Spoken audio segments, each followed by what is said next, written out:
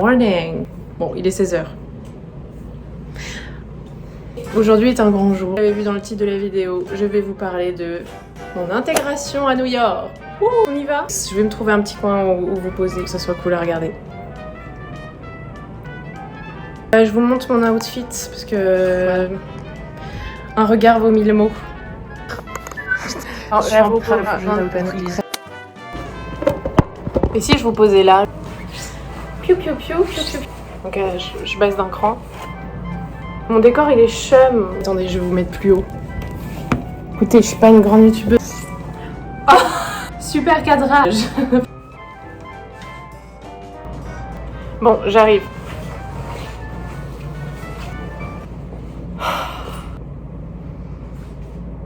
Pourquoi j'habite à New York? En fait, je suis venue déjà une première fois en 2008. J'étais au lycée. Déjà, je savais. À la fin de mon Master 2, il y avait un stage à faire. Alors, je me rappelle plus s'il était obligatoire ou pas, mais j'ai décidé d'en faire un. J'ai démarché l'email de Pentagram New York sur leur site internet, en ayant évidemment très peu d'espoir. En fait, j'ai reçu une réponse le lendemain et j'étais assez choquée, qui me dit: Margot, I love your work. Est-ce que t'es dispo demain à 16h? Fais un call et on en parle. Finalement, je dis oui. Ils me disent que le stage était possible. Et chut! Et l'entretien s'est super bien passé. Ils m'ont accepté. Pour mon stage, j'ai été méga épaulée par la team. J'ai eu un stage chez Paula Scher à Pentagram. Et Paula Scher qui est une icône femme, graphiste. Of course, I was excited. Donc je pars à Pentagram en stage. Donc j'avais un visa J1. Je suis partie 4 mois, septembre à décembre. Et une fois à Pentagram, j'étais en colocation. J'étais payée 2500 $ par mois. En plus, les repas du midi étaient payés. Ça pour dire que quand même dans un confort quand on travaille dans les boîtes américaines. Du coup, je savais déjà que je voulais vivre à New York. Du coup, j'ai été voir une avocate en octobre 2019. Elle me regarde, elle me dit: ouf. Revenez dans 2-3 ans, vous êtes encore étudiante, ou vous êtes en Master 2, vous avez un petit niveau. Mon ego, elle m'a dit un peu plus gentiment, mais moi j'ai juste... t'es nulle. Je sors de chez l'avocate, je me souviens parfaitement. Une scène de film, près de l'Hudson River, coucher de soleil magnifique, en larmes, mais en pleurs, mais en fait elle m'avait clairement dit: si tu veux revenir, il va falloir bosser 3 fois plus. Et je me souviens m'être fait un pacte avec moi-même ce jour-là, genre ok ma vieille, tu vas bosser 2 fois plus et ton portfolio sera tellement fort. Je rentre en France, mon stage se termine. Ça y est, je suis freelance officiellement. J'avais lâché mon appart à Paris. Je me laisse un peu guider par la vie. Covid. Ça vient durer 2 ans, frontières fermées, etc. Au final, oui, il va falloir travailler 2 ans avant de revenir. La vie m'a mis ces 2 ans sur mon chemin. Hi! Bah ouais, j'ai nouvelle tenue, nouvelle énergie, nouveau jour. Je vais pas mentir, c'est vrai, vous avez raison. J'ai pas été très discrète. Je trouvais la fin de ma vidéo que vous venez de regarder était un peu dramatique. Ouais, mais des trucs, et puis en plus il y a ça qui m'a énervée. J'ai dit non. Tu vis à New York, tu vas te plaindre? Voilà. Et je voulais juste vous expliquer pourquoi j'ai changé de look. Par contre, il va commencer à faire nuit, donc bah écoutez, si vous êtes pas content, c'est pas grave. J'ai pris des notes. Ah ouais, parce que je voulais pas oublier de trucs. La partie que vous attendez le plus, c'est maintenant. Nous sommes en mars 2022, j'arrive aux États-Unis pour la 3e fois. J'arrive à New York et j'ai le visa O1B. À la fin de cette vidéo, je vous ai mis la séquence que j'ai tournée du coup de ma vidéo que vous venez de voir quoi, avec tous mes conseils pour avoir le visa O1B. Ne vous étonnez pas si j'ai la même tête que la vidéo d'avant. Nous arrivons à New York, nous sommes le 3 mars 2022. On prend donc un Airbnb d'1 mois en disant là on va trouver un appart en 1 mois, etc. Ça a été un petit peu plus compliqué que prévu. Chance, il existe des solutions. C'est rare, mais il y a des gens qui continue de fonctionner comme moi, c'est-à-dire par la confiance. On a quand même trouvé un gars qui t'a dit combien tu gagnes par an? Ok, c'est bon. J'ai tourné une vidéo focus sur la recherche d'appartements, plein de sites à donner, parce que vraiment ça a été tellement une expérience en soi qui a participé au fait que ça soit dur pour moi de m'intégrer. Ça mérite une vidéo. Ah oui, d'ailleurs si ça vous intéresse, titre indicatif, il est pour louer un appartement ici.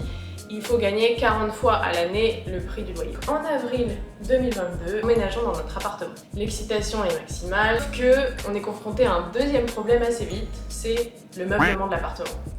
En fait, tout le monde revient en ville. J'avoue, on a trouvé un site qui est pas trop mal, qui s'appelle Floyd, où on a pu avoir notre lit, table, etc. Je mettrai en barre d'infos le site. Tout ça pour dire qu'on va acheter vraiment ce qu'on peut chez Ikea, parce que finalement on se confronte au fait que c'est soit Ikea, soit des magasins vintage où le pouf te coûte 4000 balles. Les marques qu'on a en Europe, ici, c'est comme si qu'elles n'existaient pas. Ou alors je les connais pas et c'est sûrement ça le problème. Et dites-moi en commentaire, je serais ravie de les connaître.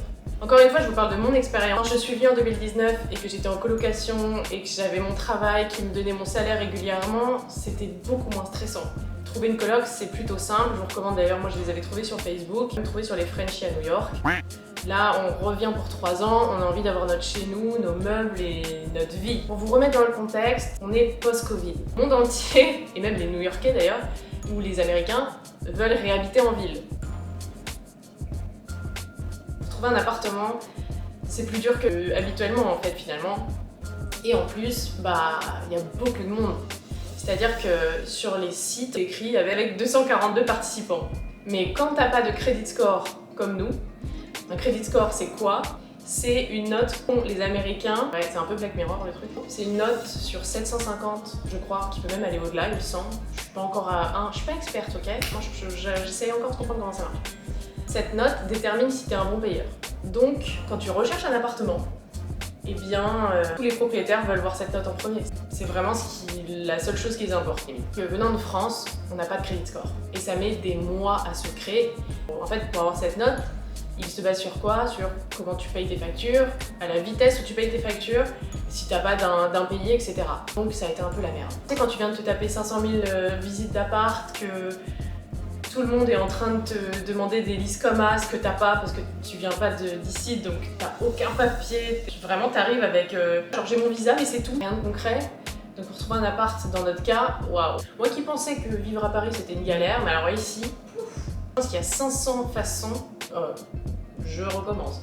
Je pense qu'il y a 500 milliards de façons de vivre New York. Enfin, c'est sûr. Seul, si tu vis en coloc, si t'as un boulot, si t'es en stage, si t'es en vacances. Là, je vous parle en tant que nana qui débarque avec son chat, son mec, et qui est freelance, et qui n'a pas de revenu fixe, et qui sait pas trop où est-ce que la vie va l'amener. Revenons à nos moutons. Nous sommes le 1er avril 2022, nous emménageons dans notre appartement. Dans le contexte, ça fait 6 mois que j'habite à New York.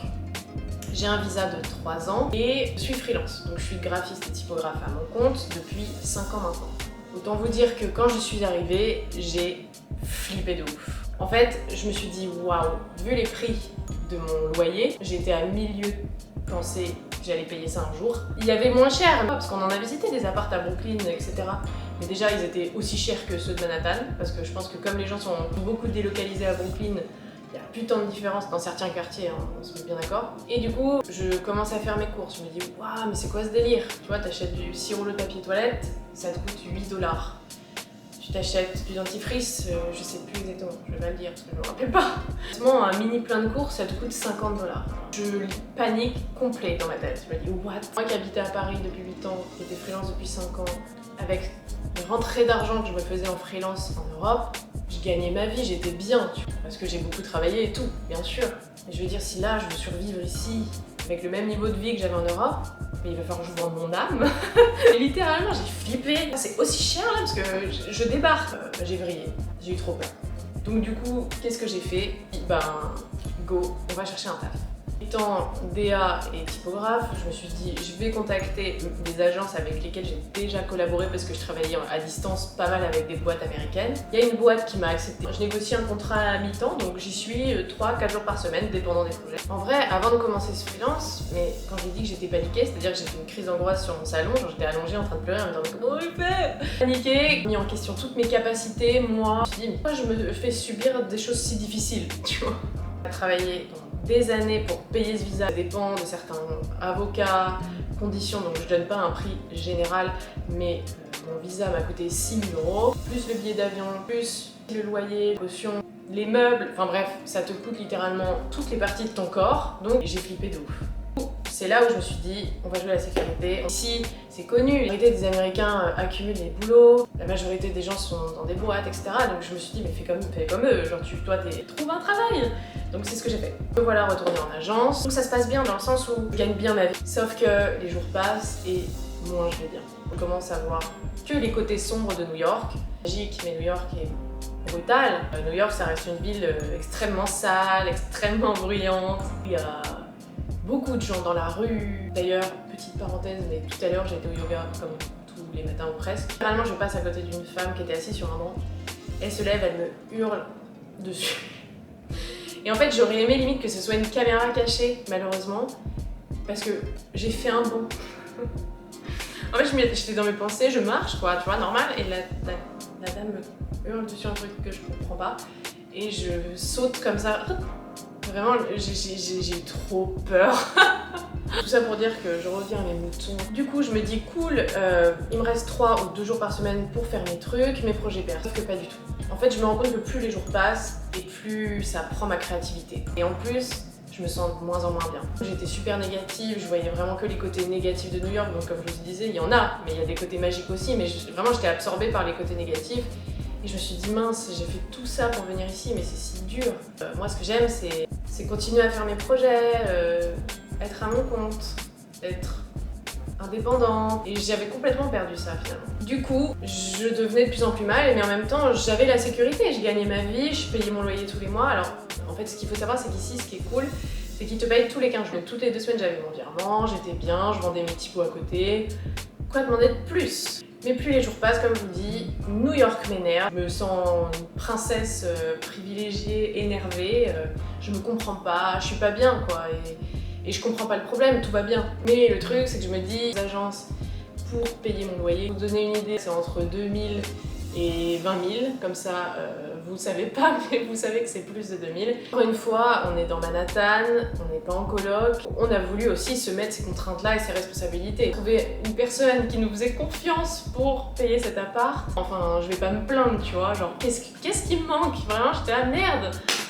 Bref, du coup, ça va pas mieux les jours qui passent. Je dois rentrer en France pour une raison familiale et cette semaine en France m'a fait beaucoup de bien. Je prends du recul et je me dis, ok, je vais quitter mon taf. J'ai pris cette décision-là, je me suis dit, vas-y, advienne que pourra. Donc c'est de manager ma vie, d'avoir plein pouvoir sur mon emploi du temps, de faire mes rendez-vous avec les gens que je veux, que je choisis. Je suis quelqu'un qui a tellement d'idées à la fois, genre j'étais frustrée de pas pouvoir les exécuter parce que j'avais un meeting là, allez dans 1 heure il faut faire ça parce qu'il y a un rendu, tu vois.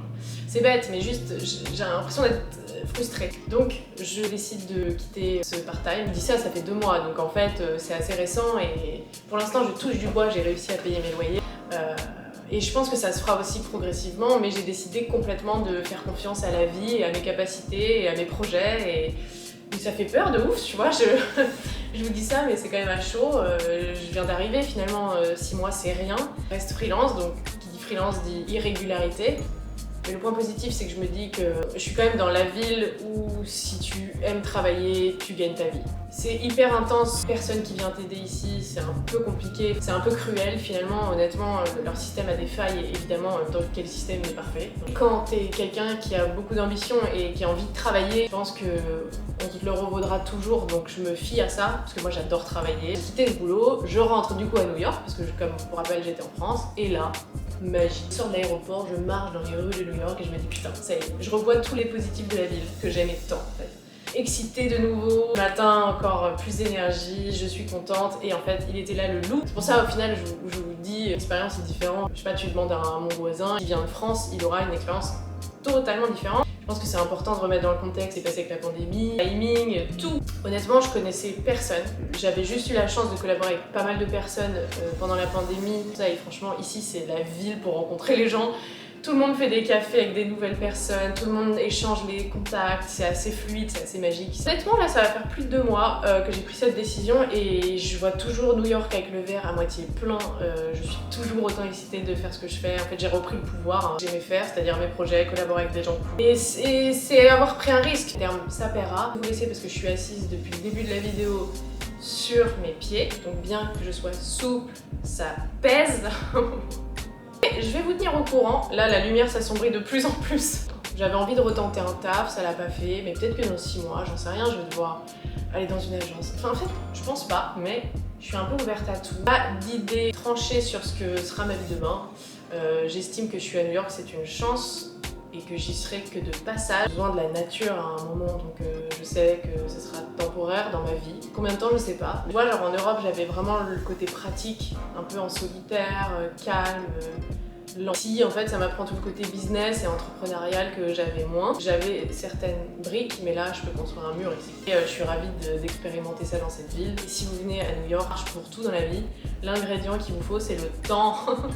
C'est une pote qui m'a dit ça, qui vit ici depuis 12 ans. Elle me dit, Margot, tu vas voir, ça va être long, et accepte que ça prenne du temps, que tu t'adaptes. Là, ça fait 6 mois que je suis là et je me suis adaptée au 4e mois. Ça a été 4 mois intenses, mais après, encore une fois, ma vie personnelle a fait que, mes choix professionnels ont fait que. En tout cas, j'ai mal aux pieds, je vous laisse. N'hésitez pas en DM comme d'hab, hein. Vous avez besoin de conseils, d'aide, franchement, si vous voulez venir à New York, vous avez un doute, un souci, dites-moi et puis si je peux vous aider, c'est cool. Je vous embrasse fort, surtout prenez soin de vous. Ah oui, et puis je vous laisse avec les conseils pour le visa O1B. Attention, parce que là, il va faire plein jour, pas maquillé et tout, genre choc quoi. Pour avoir ce visa-là, il faut clairement avoir travaillé pour des grosses marques. Partez du principe que la personne qui dit oui ou non à votre candidature pour avoir le visa, elle est dans le fin fond du Vermont, elle a rien à faire du design. En fait, il faut que même à cette personne-là, il y ait assez de critères pour que vous soyez accepté. Alerte, vos nombres d'abonnés ne servent à rien, c'est-à-dire ils ne regardent pas Instagram, ni TikTok, ni YouTube, rien. C'était de la même manière que quelqu'un qui a un abonné que quelqu'un qui a 100 000 abonnés. Ça met tout le monde sur le même pied d'égalité.